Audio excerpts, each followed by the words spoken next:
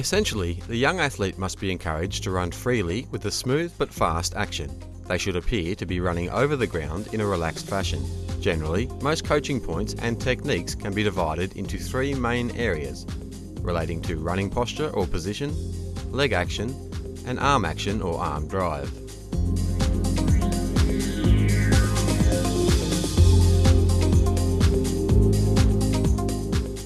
Correct body posture is always crucial for an athlete to reach their full potential, but due to modern lifestyle issues, few athletes present with perfect posture. To teach the sprint posture, ask the athletes to stand with both feet shoulder width apart and then rise onto the balls of their feet looking ahead. Then ask them to slowly lower their heels until they are lightly touching the ground.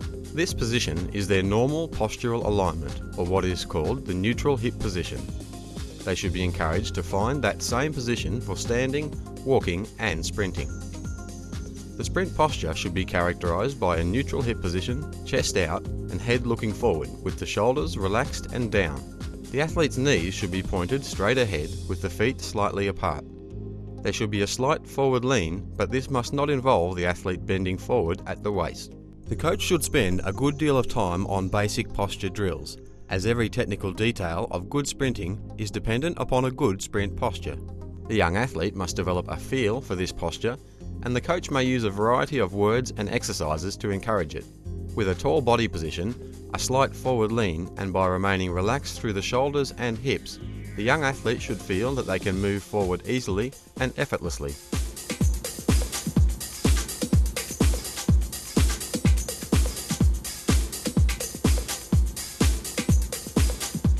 When running, the athlete's feet should strike the ground with a flat foot, where the ankles are kept rigid and cocked. If this is done, the heel should be close to the ground at foot strike. The running stride consists of two major phases, namely the support and recovery phases. The support phase consists of two parts. The first part of the support phase is the braking or landing phase, in which the foot strikes the ground and the weight of the body is absorbed through the lower extremities. As the hip moves over the position of the foot on the ground, the second part of the support phase commences. This is called the propulsive or driving phase. Force developed by the hip extensors pushes back into the ground, propelling the body forward. In an effort to create a bigger stride, many young athletes extend their lower leg too far just before ground contact. This is termed overstriding and creates braking forces which elongate the support phase and hence reduces stride frequency. Overstriding is perhaps the greatest enemy of good sprinting, and the coach should be ready to recognise it and help the athlete eradicate it. At the completion of the driving part of the support phase, the leg prepares for the next foot strike. This is known as the recovery phase. In this phase, the leg should be folded up to create a shortened lever, which will reduce the time taken to recover the leg. That, in turn, increases stride frequency. Young athletes commonly swing the legs up too high behind the buttocks and do not keep the knee angle tight enough.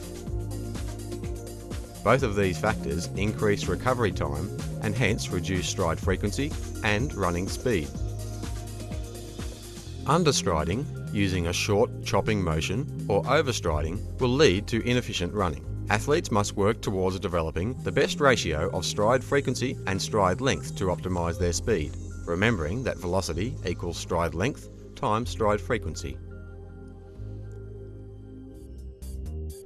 A major factor that adversely impacts on speed development is the lack of flexibility around the hips. For example, tight hip flexors will reduce the capacity to maintain tight joint angles in the recovery phase and may reduce stride frequency.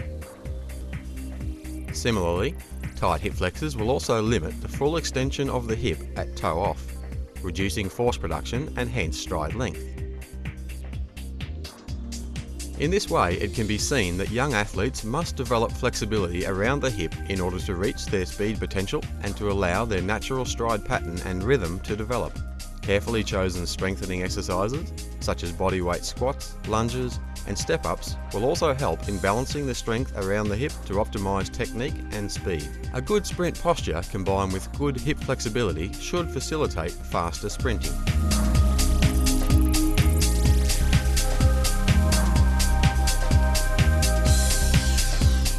An important and often overlooked aspect of sprinting is the role of the arms.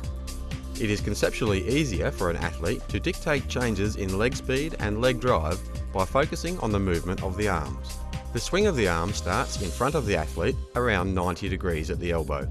From that position, the hand swings down and back, the elbow angle lengthening on the backswing. It is consistent with the opposing leg, which is now a long lever as it strikes the ground in the support phase. As the arm passes the midline of the body, it once again begins to reduce back to 90 degrees. With the naked eye, the coach can observe the 90-degree position of the elbow joint.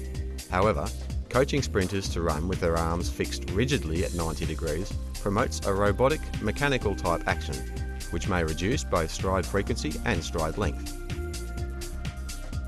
A useful means of sprinting with relaxed arms is to ask the athletes to press their thumb against their first finger of each hand, similar to holding a pen with the palms turned in. The thumb on index finger position reduces the potential for athletes to run with stiff wrists and arms. Arm action can be practiced in a stationary position so the young athletes can give it their full attention. They should be encouraged to swing with relaxed shoulder and neck muscles, and asking them to smile while doing this is a good way of ensuring a lack of muscular tension. A short 10 to 20 second effort of standing arm swings before each run through is a good way of encouraging the transfer of skill into their running technique.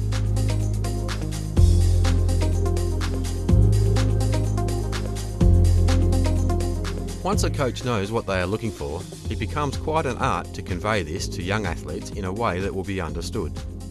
When explaining basic running form to young athletes, make sure the instructions are clear, simple and brief.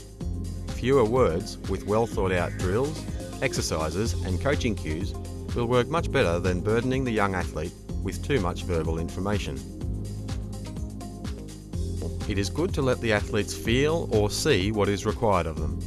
Posture drills and arm action drills can be taught in front of a mirror, or young athletes can watch each other to make observations and comment upon what they see.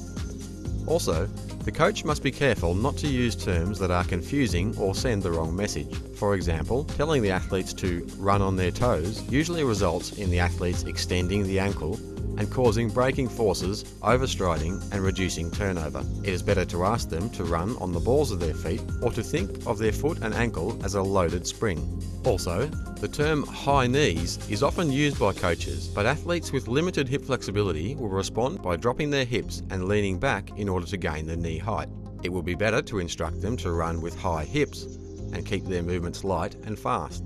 Knee lift will come as a natural consequence as the athlete develops hip flexibility and strength. At the training track, every run-through should be an opportunity for learning. The coach should ask the athlete to go through a mental checklist before taking off on a run-through. For example, when standing on the start line, the athlete may check to feel good posture with high hips, check that their ankles are cocked and springy, and then take off, focusing on a single aspect such as arm drive or light ground contact. Once actually running, most young athletes will only be able to focus on one or, at most, two things at a time.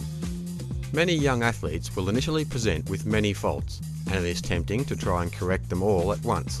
This is rarely successful and usually results in confusion and loss of confidence for the learner. Better results will follow if the coach can focus on the big issues, such as basic sprint posture and fast, free-flowing movement.